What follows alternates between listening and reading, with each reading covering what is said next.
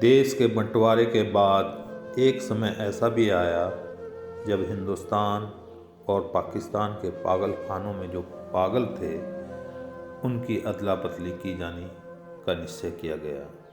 इस पर आधारित एक कहानी टोबो टेक सिंह की है जो बहुत ही चर्चित कहानी है। तो सुने मित्रों, टोबो टेक सिंह।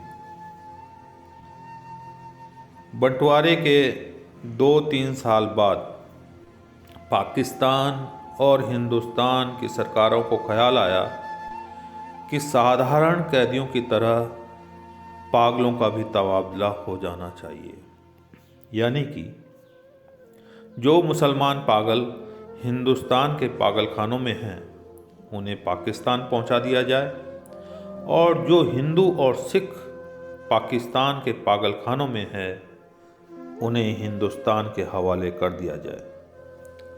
मालूम नहीं यह बात ठीक थी या नहीं, बहरहाल बुद्धिमानों के फैसले के अनुसार इधर उधर ऊंचे स्तर की कॉन्फ्रेंसें हुई और आखिर एक दिन पागलों के तबादले का लिए दिन नियत किया गया। अच्छी तरह छानबीन की गई। वे मुसलमान पागल जिनके अभिभावक हिंदुस्तान में थे वहीं रहने दिए गए थे और जो बाकी थे उन्हें सीमा पर रवाना कर दिया गया था। यहाँ पाकिस्तान से क्योंकि करीब करीब सब हिंदू सिख जा चुके थे, इसलिए किसी को रखने रखाने का सवाल ही न पैदा हुआ। जितने हिंदू सिख पागल थे सब के सब पुलिस के संरक्षण में सीमा पर पहुंचा दिए गए थे। उधर की मालूम नहीं, लेकिन इधर लाहौर के पागलखाने में जब इस तबादले की खबर पहुंची तो बड़ी दिलचस्प और कौतुकपूर्ण बातें होने लगी। एक मुसलमान पागल जो 12 बरस से रोज़ाना बाकायदगी के साथ जमींदार पढ़ता था, उससे जब उसके दोस्त ने पूछा, मौलवी साहब यह पाकिस्तान क्या होता है, तो उसने बड़े सोच विचार के बाद जवाब दिया, हिंदुस्तान में एक ऐसी जगह है जहां उस्तरे बनते हैं। यह जवाब सुनकर उसका मित्र संतुष्ट हो गया। इसी तरह एक सिख पागल ने एक दूसरे सिख पागल से पूछा, सरदार जी हमें हिंदुस्तान क्यों भेजा जा रहा है? हमें तो वहाँ की बोली भी नहीं आती। दूसरा मुस्कुरा दिया और बोला, मुझे तो हिंदुस्तान की बोली आती है। हिंदुस्तानी बड़े शैतानी आकड़ आकड़ फिरते हैं। एक मुसलमान पागल ने नहाते नहाते पाकिस्तान जिंदाबाद का नारा इस जोर से बुलंद किया कि फर्श पर फिसल कर गिरा और अचेत हो गया। कुछ पागल ऐसे भी थे जो पागल नहीं थे। इनमें अधिकतर ऐसे कातिल थे जिनके रिश्तेदारों ने अफसरों को दे दिलाकर पागल खाने भिजवा दिया था कि वे फांसी के फंदे से बच जाए। ये कुछ समझते थे कि हिंदुस्तान का क्यों विभाजन हुआ है और यह पाकिस्तान क्या है, लेकिन सभी घटनाओं से ये भी बेखबर थे। अखबारों से कुछ पता नहीं चलता था और पहरेदार सिपाही अनपढ़ जाहिल थे। उनकी बातचीत से भी कोई नतीजा नहीं निकाल सकते थे। उनको सिर्फ इतना मालूम था कि एक आदमी मोहम्मद अली जिन्ना है जिसको कायदे आजम कहते हैं। उसने मुसलमानों के लिए एक अलग मुल्क बनाया है जिसका नाम पाकिस्तान है। यह कहाँ है, इसकी स्थिति क्या है, इसके विषय में वे कुछ नहीं जानते थे। यही कारण है कि पागल खाने में वे सब पागल जिनका दिमाग पूरी तरह से खराब नहीं था इस अफवाह में थे कि वे पाकिस्तान में हैं या हिंदुस्तान में।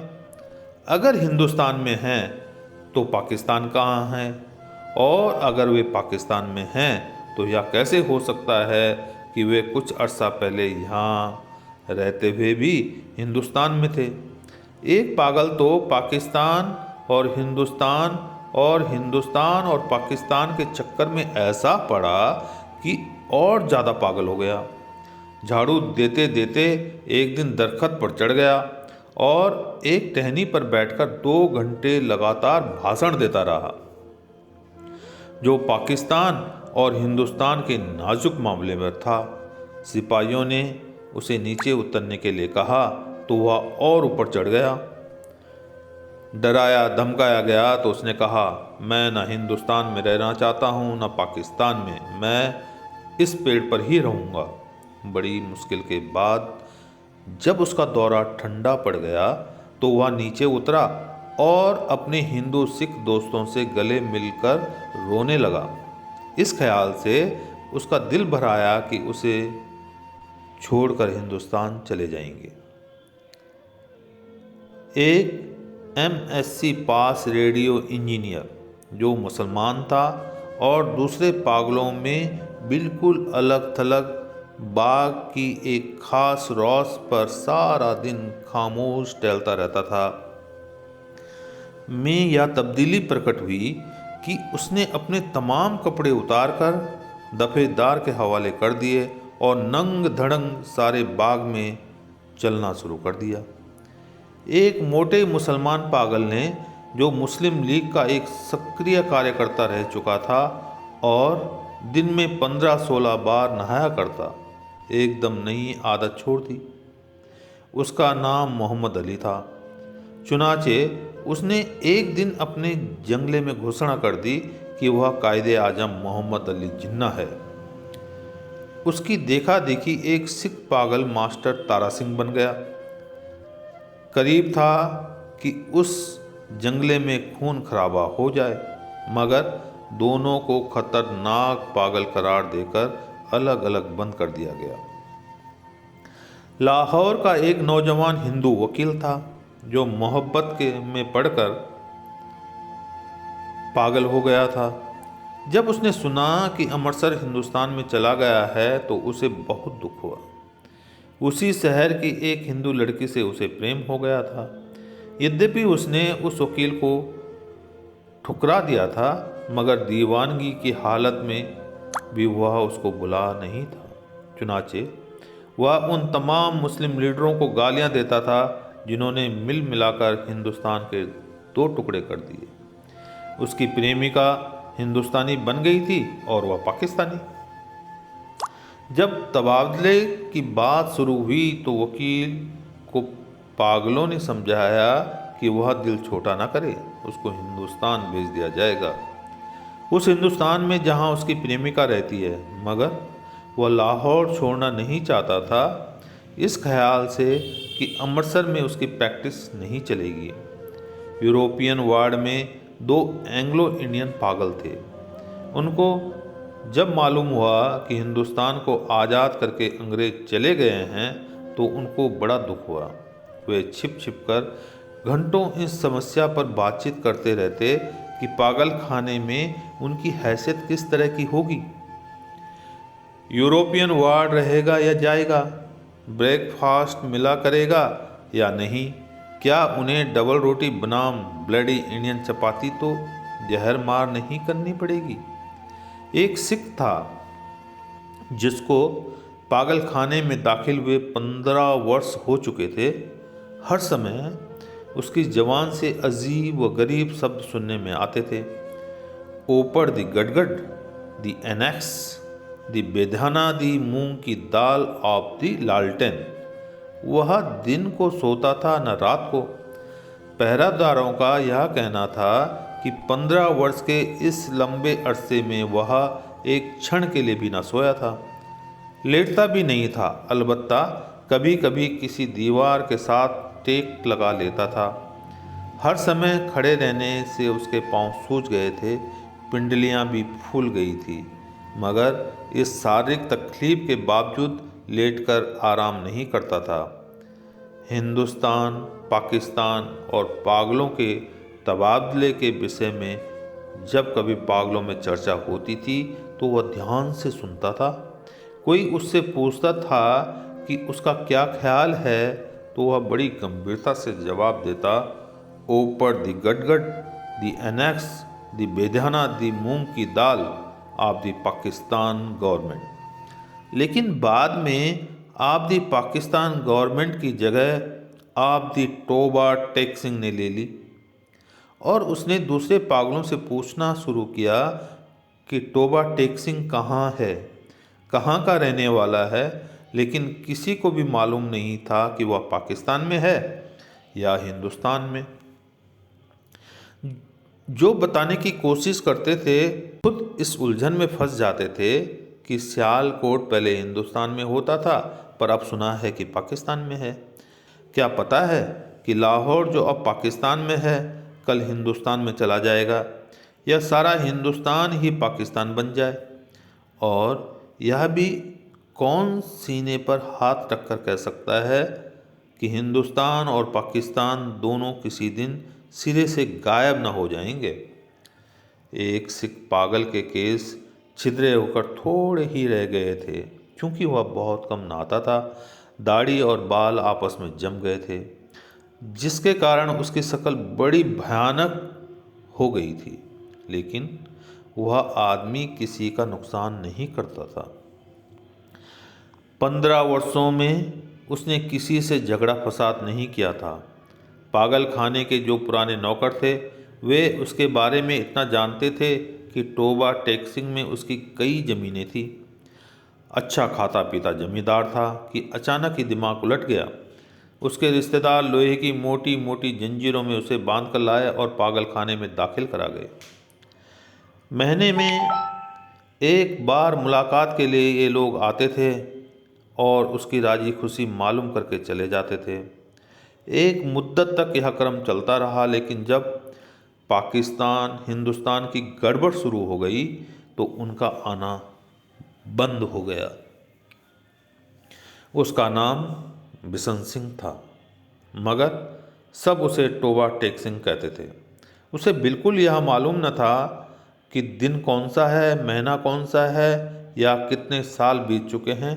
लेकिन हर महीने जब उसके स्वजन और संबंधी उससे मिलने आते तो उसे अपने आप पता चल जाता था। चुनाचे वह एक दफेदार से कहता कि उसके मुलाकाती आ रहे हैं। उस दिन वह अच्छी तरह नहाता, बदन पर खूब साबुन घिसता और सिर में तेल लगाकर कंघी करता। अपने कपड़े जो वह कभी इस्तेमाल नहीं करता था निकलवा कर पहनता और यूं सज बनकर मिलने वालों के पास जाता।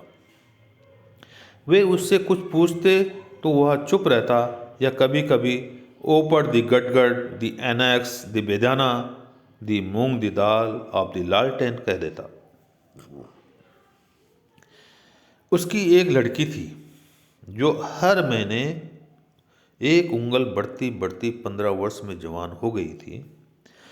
बिशन सिंह उसे पहचानता ही न था। जब वह बच्ची थी तब भी अपने बाप को देखकर रोती थी, जवान हुई तब भी उसकी आंखों से आंसू बहते थे। पाकिस्तान और हिंदुस्तान का किस्सा शुरू हुआ तो उसने दूसरे पागलों से पूछना शुरू किया कि टोबा टेक सिंह कहाँ हैं। जब संतोषजनक उत्तर न मिला तो उसकी कुरेद दिन ब दिन बढ़ती गई। अब मुलाकाती भी नहीं आते हैं। पहले तो उसके दिल की आवाज़ भी बंद हो गई थी जो उसे उनके आने की खबर दे दिया करती थी।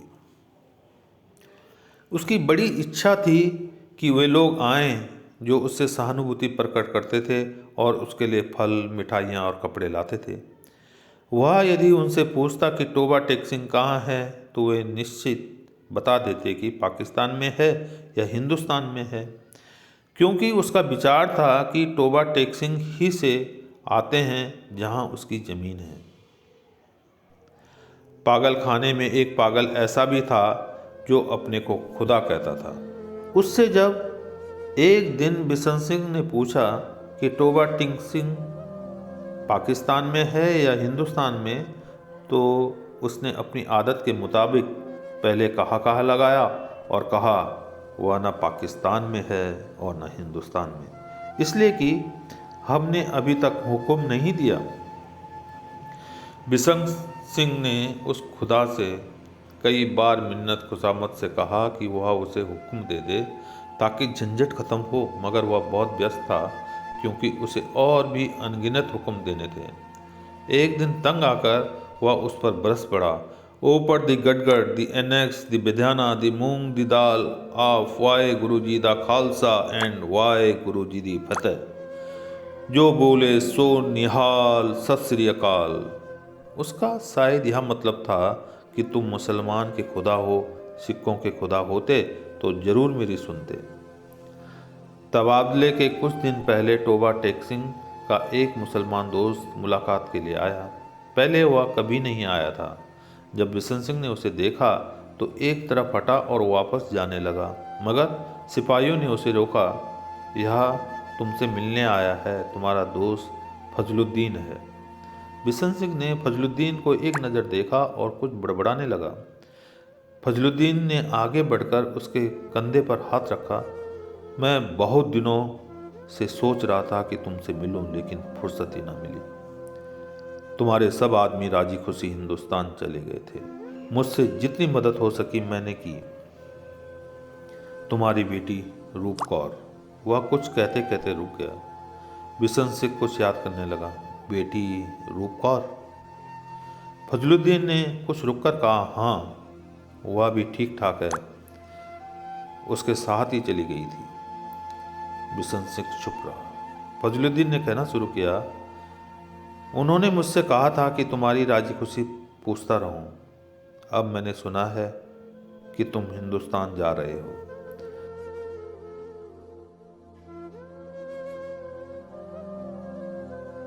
भाई बलबीर सिंह से कहना फजलुद्दीन राजी खुशी है।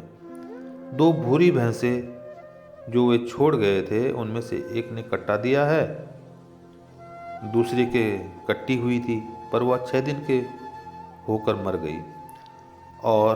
और मेरे लायक जो खिदमत हो कहना, हर वक्त तैयार हूँ। और यह तुम्हारे लिए थोड़े से भरुंडे लाया हूँ। बिशन सिंह ने भरुंडों की पोटली लेकर पास खड़े सिपाही के हवाले कर दी और फजलुद्दीन से पूछा, टोबा टेक सिंह कहाँ है? टोबा टेक सिंह? उसने तनिक आश्चर्य से कहा, कहाँ है? वहीं है जहाँ था। बिशन सिंह ने पूछा, पाकिस्तान में या हिंदुस्तान में? हिंदुस्तान में। नहीं नहीं नहीं, पाकिस्तान में। फजलुद्दीन बौखला सा गया। बिशन सिंह बड़बड़ाता चला गया, ऊपर दी गड़गड़, दी एनेक्स, दी बेधाना, दी मूंग दी दाल आप दी पाकिस्तान एंड हिंदुस्तान आप दी दुरफिंडे मुंह। तबादले की तैयारियां पूरी हो चुकी थी। इधर से उधर और उधर से इधर आने वाले पागलों की सूचियां पहुंच गई थी और तबादले की तारीख भी निश्चित हो चुकी थी। सख्त सर्दियां थी। लाहौर के पागल खाने से हिंदू सिख पागलों से भरी लारियां पुलिस के दस्ते के साथ रवाना हुई। संबंधित अफसर भी उनके साथ थे। वाघा के बॉर्डर पर दोनों ओर के सुपरिटेंडेंट एक दूसरे से मिले और प्रारंभिक कार्रवाई खत्म होने के बाद तबादला शुरू हो गया, जो रात भर जारी रहा। पागलों को लॉरियों से निकालना और उनको दूसरे अफसरों के हवाले करना बड़ा कठिन काम था। कुछ तो बाहर निकलते ही नहीं थे। जो निकलने को तैयार होते उनको संभालना मुश्किल होता, क्योंकि इधर उधर भाग उठते थे। जो नंगे थे उनको कपड़े पहनाए जाते तो वे फाड़ कर अपने शरीर से अलग कर देते। कोई गालियां बक रहा है तो कोई गा रहा है, आपस में लड़ झगड़ रहे हैं और रो रहे हैं, बक रहे हैं। कान पड़ी आवाज़ सुनाई नहीं देती थी। पागल स्त्रियों का शोरगुल अलग था और सर्दी इतने कड़ाके की थी कि दांत से दांत बज रहे थे। अधिकतर पागल इस तबादले को नहीं चाहते थे, इसलिए कि उनकी समझ में नहीं आता था कि उन्हें अपनी जगह से उखाड़ कर कहाँ फेंका जा रहा है। थोड़े से वे सोच समझ सकते थे, पाकिस्तान जिंदाबाद के नारे लगा रहे थे।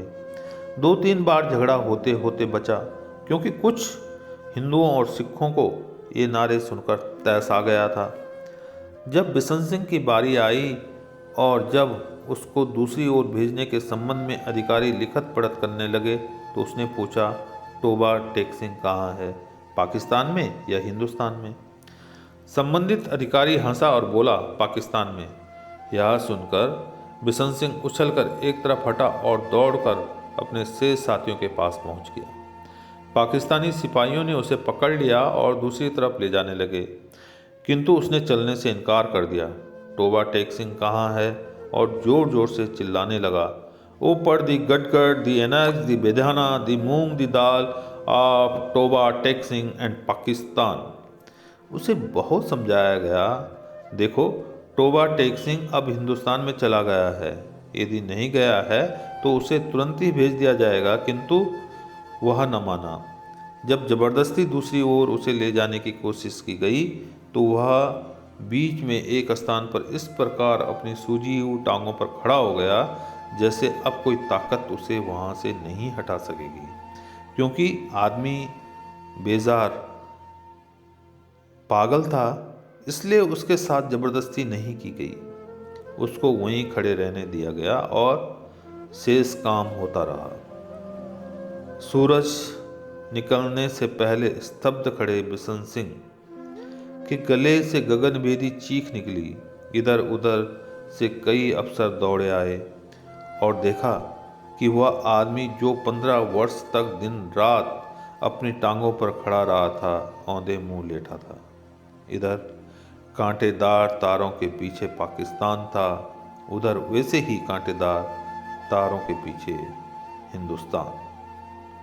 बीच में जमीन के उस टुकड़े पर जिसका कोई नाम नहीं था, टोबा टेक सिंह वहीं पड़ा था। तो मित्रों, आपने यह बहुत ही गमगीन पागलों की कहानी सुनी। अंत में सआदत हसन मंटो द्वारा लिखित 2 लाइनें मैं आपको सुना रहा हूँ। ये अफसाने दबी हुई चिंगारियाँ हैं, ये अफसाने दबी हुई चिंगारियाँ हैं, इनको शोलों में तब्दील करना पढ़ने वालों का काम है। धन्यवाद मित्रों, जय हिंद।